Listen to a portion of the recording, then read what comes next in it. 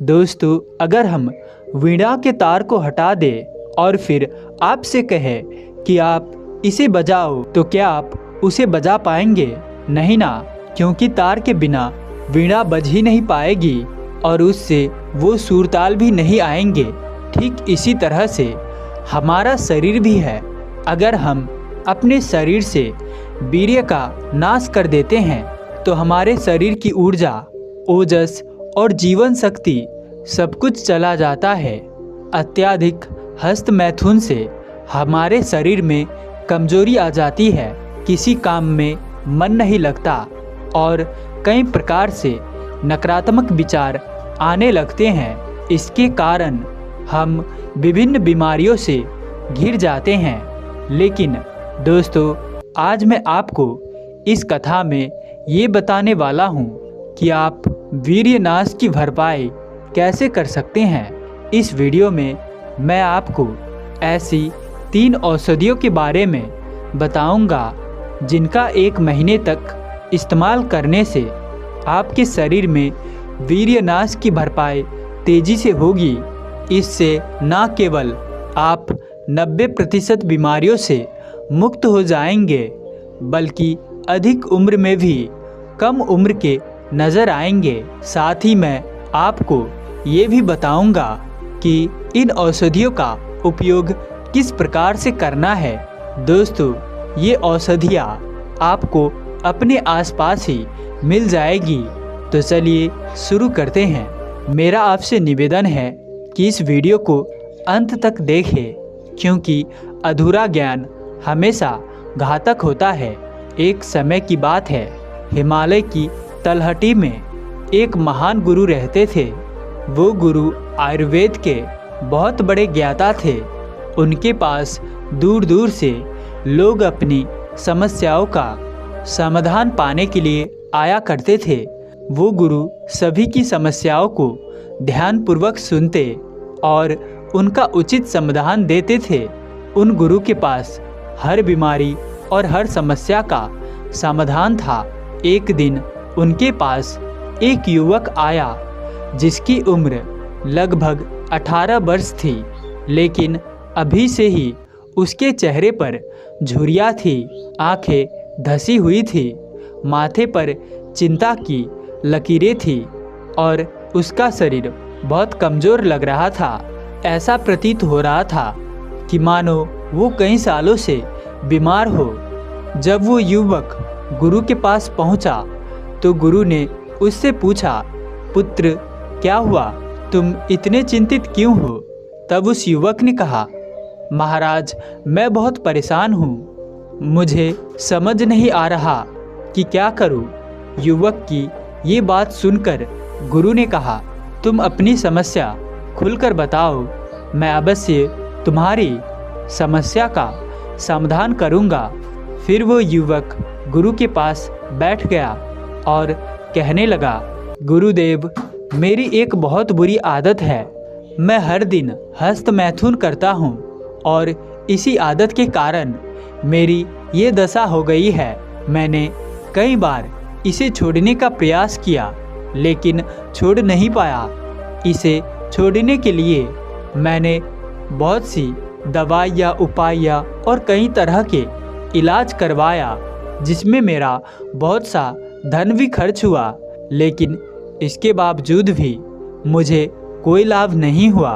अब मेरी ऐसी स्थिति हो गई है कि मेरे पास पैसे भी नहीं बचे हैं। युवक की बात सुनकर गुरु ने उसकी समस्या समझ ली और बोले, पुत्र, तुमने अपने शरीर की उस शक्ति का नाश किया है जिसका निर्माण होने में बरसों लगते हैं। लेकिन चिंता मत करो, आज मैं तुम्हें इसे छोड़ने का एक सरल उपाय बताता हूँ। इसके साथ ही मैं तुम्हें 3 आयुर्वेदिक औषधियों के बारे में भी बताऊंगा। यदि तुम इनका 1 महीने तक नियमित रूप से सेवन करोगे तो तुम्हारे शरीर की जीवनी शक्ति लौट आएगी और वीर्य का निर्माण तेजी से होगा। फिर गुरु उस युवक से कहते हैं, बेटा, ये औषधियाँ तुम्हें आसानी से मिल जाएगी, क्योंकि इनका निर्माण हमारी प्रकृति ने किया है, इसीलिए तुम्हें कहीं जाने की आवश्यकता नहीं है। गुरु की ये बात सुनकर युवक के चेहरे पर मुस्कान आ गई और वो गुरु से कहने लगा, गुरुवर कृपया मुझे इसके बारे में विस्तार से बताइए। तब गुरु ने कहा, पुत्र पहले ये समझो कि वीर्य का नाश करने से क्या होता है। आयुर्वेद में वीर्य नाश का अर्थ है शरीर का नाश। संभोग करने या हस्तमैथुन करने के बाद जो पदार्थ निकलता है उसे वीर्य कहते हैं। हमें वीर्य को बचाना क्यों चाहिए? क्योंकि जब भी शरीर से वीर्य निकलता है तो सिर्फ शुक्राणु या अंडाणु ही नहीं निकलता है, बल्कि शरीर की सबसे अधिक शक्तिशाली ऊर्जा भी निकल जाती है। ये ऊर्जा केवल आपके निचले अंगों में ही नहीं होती है, बल्कि शरीर की हर नस और हर नाड़ी में होती है। जीवन के शक्ति के रूप में मौजूद रहती है। गुरु ने आगे समझाया, पुत्र हमारे पास आंखें तो हैं, लेकिन अगर आंखों की रोशनी चली जाए तो क्या वो आंखें हमारे काम की है? क्या हम उन आंखों से संसार को देख सकते हैं? इसी तरह हमारे पास कान है, लेकिन अगर उनसे सुनने की शक्ति ही ना रहे तो वो कान हमारे काम के हैं नहीं ना। यही स्थिति इस जीवन शक्ति की है जिसे तुमने हस्तमैथुन करके अपने शरीर से बाहर निकाल दिया है। इसी शक्ति से हमारे प्रत्येक कोशिकाओं को ताकत मिलती है। इसी से हमारी स्मरण शक्ति बढ़ती है, हमारे दिमाग में अच्छे विचार आते हैं, हमारी रचनात्मक क्षमता का विकास होता है। फिर गुरु ने उस युवक से कहा, पुत्र आयुर्वेद में 3 महत्वपूर्ण चरण होते हैं, योग, निद्रा और आहार। ये तीनों चरण जिस नींव पर खड़े हैं उसे ब्रह्मचर्य कहा जाता है। पुत्र सभी लोग भवन को देखते हैं, लेकिन भवन की नींव को नहीं देखते हैं, जबकि भवन उसी नींव पर टिका होता है। अगर नींव कमजोर होगी तो भवन कुछ ही सालों में गिर जाएगा, और अगर नींव मजबूत होगी तो वो सालों साल खड़ा रहेगा। इसी प्रकार अगर जीवन में ब्रह्मचर्य नहीं है तो स्वास्थ्य का भवन आज नहीं तो कल गिर ही जाएगा। पुत्र कुछ महीने इस जीवन की शक्ति को बचा कर रखो, फिर देखना कैसे तुम्हारे चेहरे पर तेज आएगा और तुम अपनी उम्र से कम दिखाई देने लगोगे। आयुर्वेद में बताया गया है कि जैसे किसी लकड़ी के घर को जला दिया जाए तो वो राख में बदल जाता है, उसका अस्तित्व खत्म हो जाता है। गुरु ने कहा, पुत्र वीर्य नाश करने वाले व्यक्ति का चेहरा भी वैसे ही हो जाता है जैसे जल चुकी लकड़ी की राख। उसके अंदर का तेज और ओज चला जाता है, जिससे वो कम उम्र में ही वृद्ध दिखने लगता है। फिर गुरु ने समझाया, पुत्र पूरे दिन भागदौड़ करने के बाद भी आप उतना नहीं थकते जितना एक बार वीर्य नाश करने के बाद थक जाते हैं। ऐसा लगता है जैसे पूरे शरीर की ऊर्जा बाहर निकल गई हो। महीनों तक पौष्टिक आहार खाने के बाद हमारे शरीर में वीर्य का निर्माण होता है और आप उसे हर दिन नष्ट कर रहे हैं। हमारे शरीर में वीर्य की कोई थैली नहीं होती है, जैसे पित्त की थैली होती है। इसीलिए जब वीर्य शरीर से बाहर निकलता है तो शरीर की हर नस और नाड़ी में तनाव उत्पन्न हो जाता है और ये हमारे शरीर को धीरे धीरे खोखला कर देता है। गुरु ने कहा, पुत्र हस्त मैथुन से कमर दर्द, सिर दर्द, सोचने की क्षमता में कमी, याददाश्त में कमी और तनाव जैसे कई समस्याएं उत्पन्न होती है। इसके कारण शरीर में कई बीमारियां भी जन्म लेती है। फिर गुरु ने युवक को समझाते हुए कहा, पुत्र यदि तुम इस ऊर्जा को बचा कर रखते हो तो शरीर में ऐसा जोश और स्फूर्ति रहती है कि उसे शब्दों में बताना मुश्किल है। इससे चेहरे पर तेज आता है, हर काम को दुगनी ऊर्जा के साथ कर सकते हो और स्मरण शक्ति भी अच्छी रहती है। आयुर्वेद में बताया गया है कि वीर्य का प्रयोग केवल संतान उत्पत्ति के लिए ही होना चाहिए। हालांकि वैवाहिक जीवन में ये पूरी तरह संभव नहीं है, इसीलिए 15 से 20 दिन में एक बार संभोग करना उचित है। इससे आपको ब्रह्मचर्य के लाभ मिलेंगे और ज़्यादा अच्छा रहेगा अगर आप महीने में एक बार संभोग करते हो। अगर तुम इस शक्ति का बार बार प्रयोग करोगे तो इसके नकारात्मक प्रभाव देखने को मिलेंगे। गुरु ने आगे कहा, यदि आप रोजाना या 2-3 दिन में हस्त मैथुन या संभोग करते हैं तो इससे आपके स्वास्थ्य पर हानिकारक प्रभाव पड़ते हैं। देखो पुत्र, आप चाहे कितना ही हस्त मैथुन कर लो, लेकिन इससे कभी तृप्ति नहीं होगी। ये एक ऐसी आदत है जिसे जितना करेंगे उतना ही और करने का मन करेगा। ये एक आग है जिसमें जितना घी डालोगे वो उतना ही भड़कती जाएगी। अगर इस आग में घी डालना बंद कर दो तो थोड़ी देर में ये आग शांत हो जाएगी। गुरु ने समझाया, हस्त मैथुन छोड़ने के बाद कुछ दिन तो अंदर बेचैनी रहेगी, परंतु यदि तुम खुद को रोक लोगे तो ये धीरे धीरे समाप्त हो जाएगी। प्रारंभ में मन को दृढ़ करना होगा, लेकिन बाद में ये तुम्हारे लिए आसान हो जाएगा। इसीलिए जब भी तुम्हारे मन में हस्त मैथुन करने का विचार आए तो कोई अन्य कार्य में ध्यान लगाओ ताकि मन विचलित ना हो जाए और इस आदत से दूर रह सको। गुरु ने कहा, देखो पुत्र, जब बच्चा छोटा होता है तो वो अपनी मर्जी से कुछ नहीं करता। उसके पिता उसे जो कहते हैं वो वही करता है, क्योंकि पिता को पता है कि कौन सी चीज़ उसके लिए सही है और कौन सी गलत ठीक। इसी तरह आपका मन भी एक बच्चे की तरह होता है जो जिद करता है, लेकिन उसकी डोर आपके हाथ में होती है। अब आप उसकी जिद पूरी करेंगे या नहीं, ये आप पर निर्भर है। अगर आप उसकी जिद को अनसुना कर देंगे तो कुछ समय बाद वो जिद करना छोड़ देगा। इसीलिए आपको अपने मन की हर बात की नहीं सुननी चाहिए, बल्कि मन को अपनी बात सुनानी चाहिए।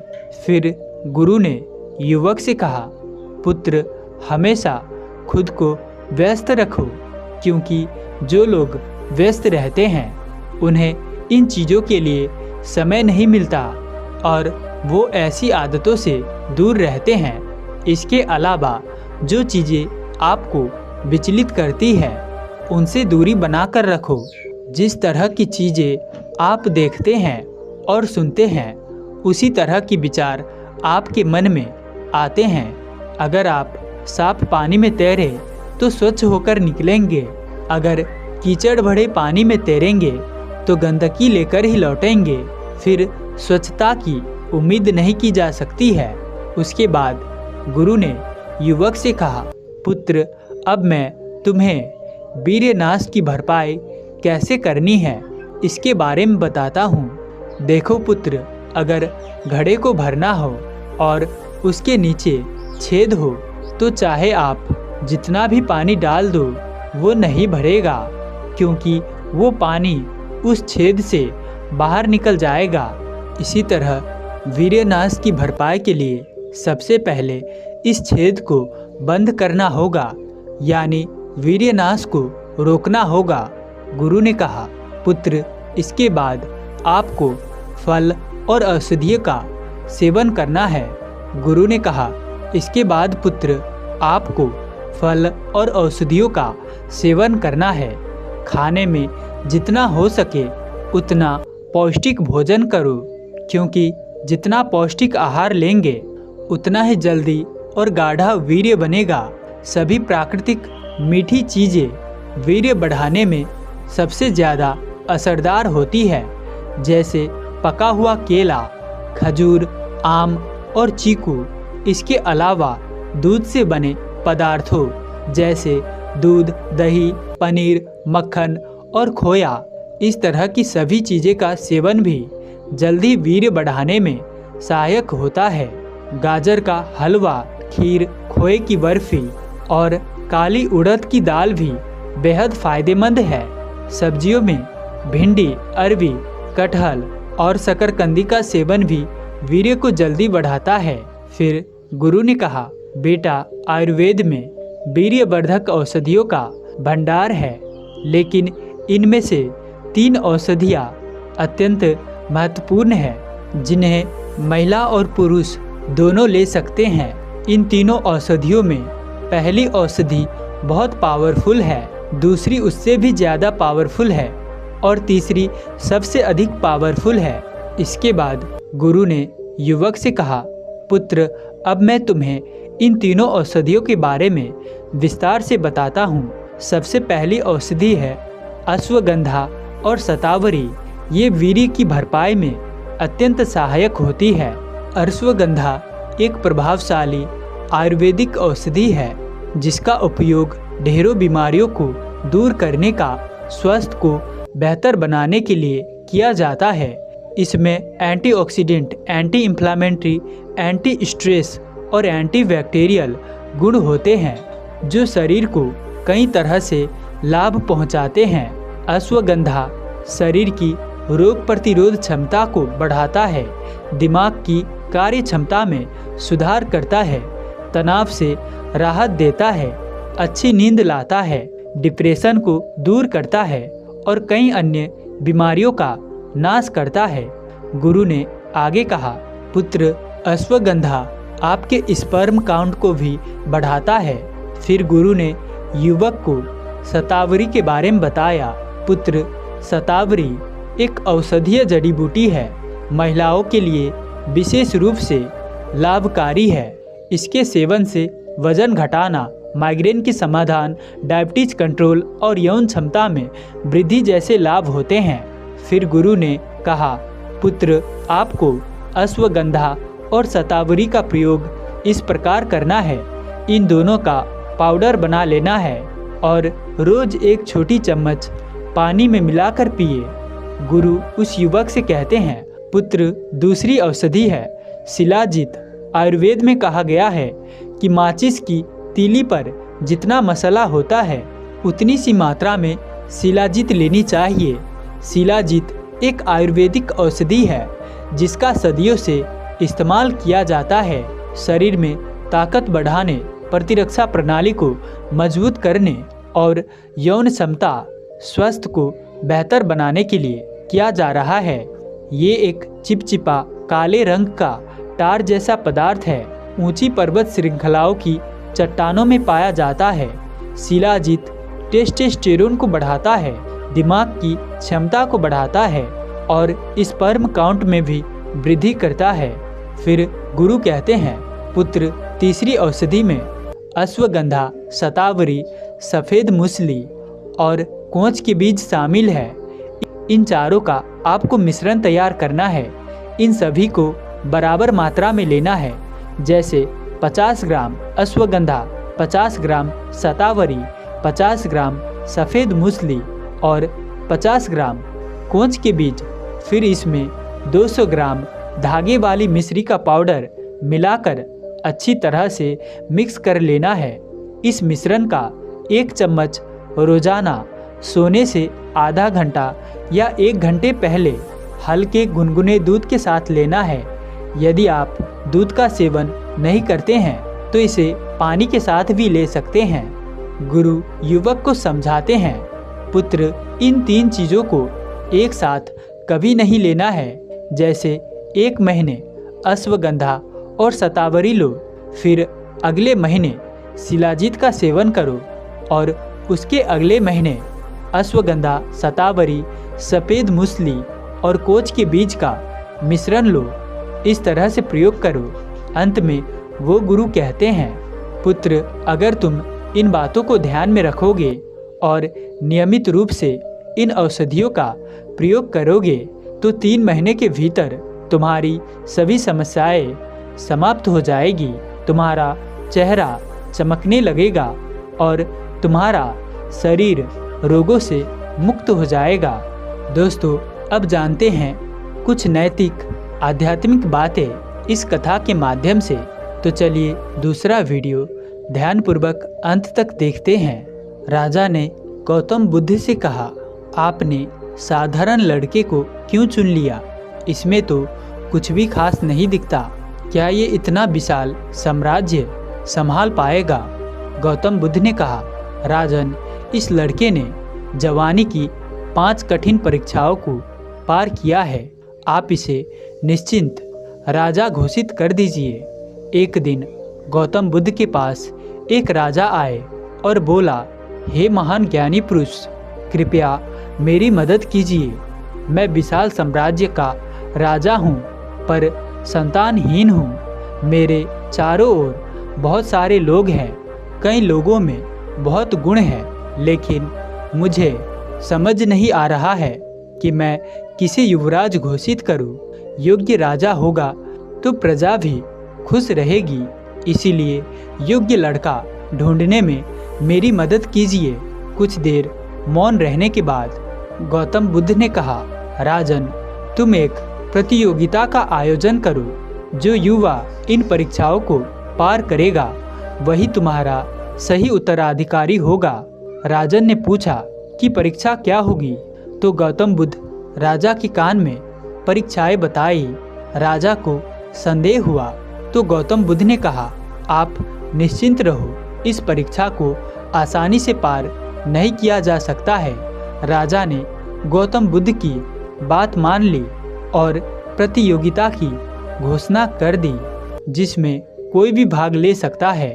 पढ़ा लिखा या अनपढ़, हष्ट-पुष्ट हो या विकलांग, कोई बंदिश नहीं है। हर युवक का स्वागत है। प्रतियोगिता के दिन करीब 100 लड़के महल के बाहर इकट्ठे हुए। सब नौजवानों से कहा गया कि आज आप लोग महाराज से मुलाकात करेंगे, महाराज के साथ इंटरव्यू होंगे, इसीलिए सबसे पहले खुद को तैयार कर लीजिए। पहला दरवाज़ा खेल। ऐसा कहकर महल के दरवाज़ा खोल दिए गए और उन्हें राजसी स्नान गृह ले जाया गया। स्नान गृह देखकर लड़कों का मुंह खुला का खुला रह गया। संगमरमर से बना स्विमिंग पूल के साथ में बड़े बड़े टब्स में गर्म और ठंडा पानी भरा हुआ था, जिसमें फूलों की पंखुड़ियाँ तैर रही थी। महंगी खुशबू वाले तेलों की सुगंध हवा में फैली हुई थी। सब ने नहाना आरंभ किया तो तैरने और कूदने में मज़े आने लगा और समय बीता पता ही ना चला। सब नहा रहे थे कि इतने में एक मंत्री आया और उसने दूसरा दरवाज़ा खोला। एक लड़के ने सबको चिताया, अरे भाई, दूसरा दरवाज़ा खुल गया है, हमें आगे चलना चाहिए। थोड़ी देर बाद सबको शरीर से लिपटने के लिए मुलायम टॉवल दी गई। दूसरा दरवाज़ा, कपड़ों की चमक। दूसरे कक्ष में बड़े बड़े कांच लगे हुए थे। यहाँ सबको बेशकीमती कपड़े और इत्र दिए गए। लड़के सब तरह के कपड़े पहन पहन कर देखने लगे, एक दूसरे से अपनी तुलना करने लगे। थोड़ी देर बाद तीसरा दरवाज़ा भी खुल गया। तीसरा दरवाज़ा, जीभ का स्वाद। कुछ लोग अभी भी कपड़े पहनकर देख रहे थे। कुछ लोग अगले कक्ष में गए। यहाँ राजसी भोजन का आयोजन था। रसदार फल, मसालेदार व्यंजन, मीठे पकवान और कई प्रकार के स्वादिष्ट व्यंजन रखे गए। ऐसा स्वाद पहले कभी ना चखा था। सब लोगों ने मन भर के भोजन किया। तभी चौथा दरवाज़ा खुला। चौथा दरवाज़ा मनोरंजन की, मदहोशी की। चौथे कमरे में मनमोहक संगीत बज रहा था, जिस पर सुंदर नर्तकियाँ नृत्य कर रही थी। संगीत की मधुर गानों और नर्तकियों के लावण्य में युवाओं को मोहित कर लिया। वो लोग नृत्य में खो गए और भूल गए कि वो यहाँ क्यों है। थोड़ी देर बाद एक और दरवाज़ा खुला। पांचवा दरवाज़ा, मज़े की थकान 5वां दरवाजे में कम रोशनी थी और मधुर ध्वनि में संगीत बज रही थी। शीतल हवा चल रही थी और सामने कई सारे मखमली गद्दे बिछे हुए थे। काफ़ी समय हो गया था, इसीलिए सबको कुछ देर विश्राम करने को कहा गया। जो लड़के दूसरे कमरे से आ रहे थे वो भी फटाफट लेट गए। सब लोग दिन भर से थक गए थे, इसीलिए जल्दी ही सो गए। आखिरी घंटी थोड़ी देर बाद 1 घंटी बजी। सबको जगाया गया। एक मंत्री ने आकर जवान लड़कों से कहा, अब आप लोग जा सकते हैं, प्रतियोगिता खत्म हुई। युवक हैरान थे। उन्होंने पूछा, लेकिन महोदय, हम तो राजा से मिले ही नहीं, हमारी परीक्षा ही कहाँ हुई?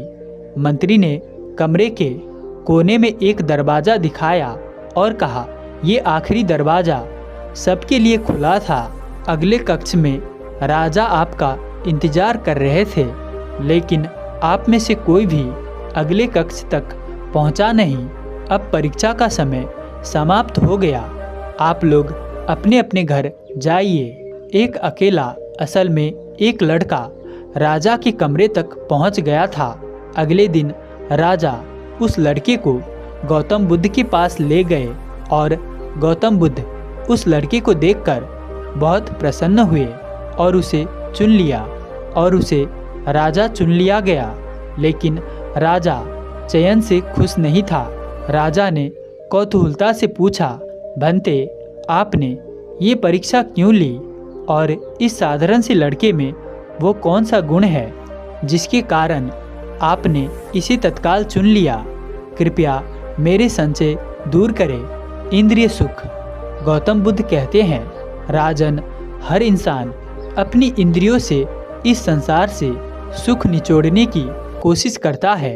इंसान आँखों से सुंदर शरीर देखना चाहता है, नाक से खुशबू, जीभ से स्वाद और कानों से मधुर आवाज़ सुनना चाहता है और स्पर्श से चिकनी सतह छूना चाहता है। ये इच्छा उसकी लगातार बनी रहती है क्योंकि उसे लगता है कि ऐसा करने से उसे खुशी और संतुष्टि प्राप्त होगी, लेकिन ऐसा होता नहीं।